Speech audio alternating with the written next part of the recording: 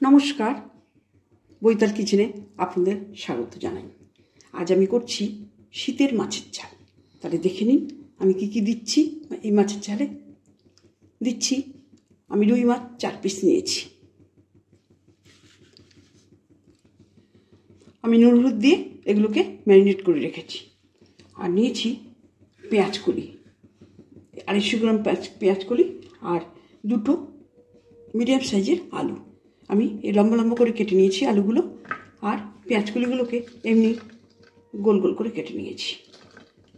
সাইজটা আপনারা আপনাদের মতো করে কাটবেন। আর এতে লাগছে 5 ফোড়ন, ধনেপাতা, কাঁচা টমেটো, কাঁচা লঙ্কা, লঙ্কা গুঁড়ো আর হলুদ, আর লাগছে নুন। আমি এটা সর্ষের তেল দিয়ে করব। তাহলে দেখে নেওয়া যাক আমি কেমনভাবে করছি।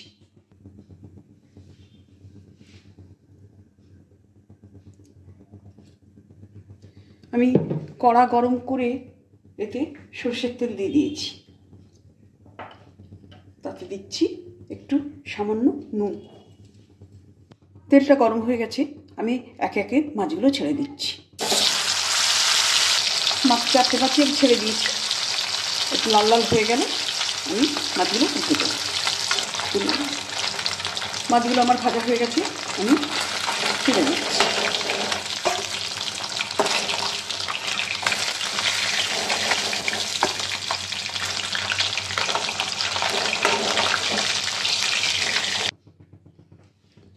এতটা তেল আমার লাগেনি, আমি একটু তেল উঠিয়ে রেখেছি। এবার এতে আমি দিচ্ছি 5 ফোড়ন।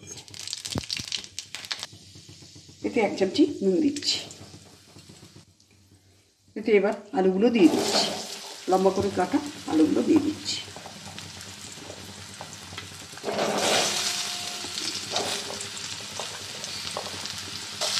আলুগুলো ছেড়েছি, আলুটা অর্ধেকটা ভাজা হয়ে গেলে পেঁয়াজ কলিগুলো দিয়ে দেবো। পেঁয়াজ কলিগুলো নরম সবজি, ভাজতে বেশি সময় লাগবে না।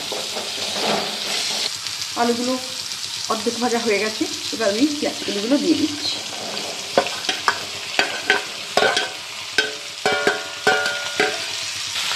সবজিগুলো ভাজা হয়ে গেছে, আমি গুঁড়ো লঙ্কা আর হলুদটা দিয়ে দিচ্ছি।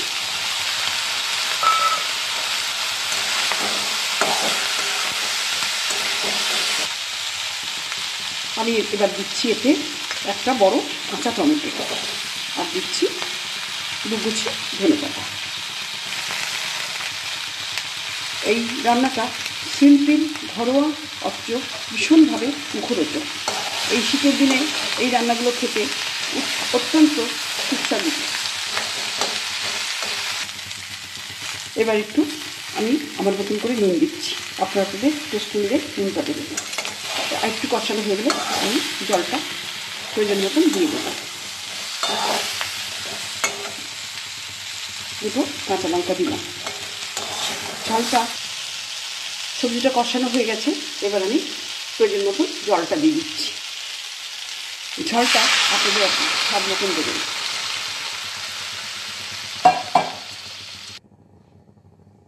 আমি 5 মিনিটের জন্য সবজিটা ঢাকা দিচ্ছি। সেদ্ধ হয়ে গেলে তখন আবার নামাবো। সবজিগুলো আমার সেদ্ধ হয়ে গেছে, এবার আমি আগে থাকতে ভেজে রাখা মাছগুলো এতে দিয়ে দিচ্ছি। একটু মাছটা ফুটে যাক। হয়ে গেল আমার শীতের মাছের ঝাল, দারুণ স্বাদের। আপনারা খাবেন এইভাবে করে, এবং আমাকে অবশ্যই জানাবেন যে আপনাদের কেমন লাগলো। প্রথম থেকে শেষ অবধি ভিডিওটা দেখার জন্য আপনাদের ধন্যবাদ। নমস্কার।